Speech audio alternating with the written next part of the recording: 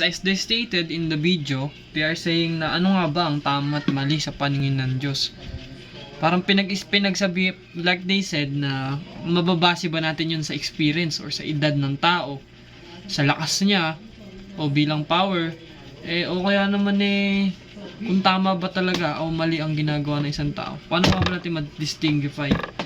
Kasi ang pagkakaintindi ko, only God knows what is right and what is wrong. Kung ano ang makapagpatama sa paningin niya, yun yung mga bagay na tama. At kung ano naman ang mali, yun ang mali para sa kanya. In an ethical way, ibig sabihin, kung ikaw ay gagawa ng kasamaan, yun na yung sinatawag na ethical way of saying that is wrong. And if you're doing the right things that you need, that alam mo na tama, that thing is probably right or right way of doing it.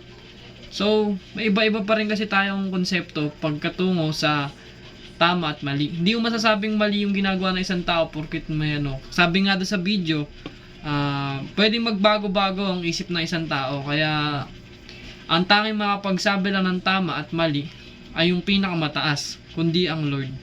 Yun lang po ang pagkakaintindi.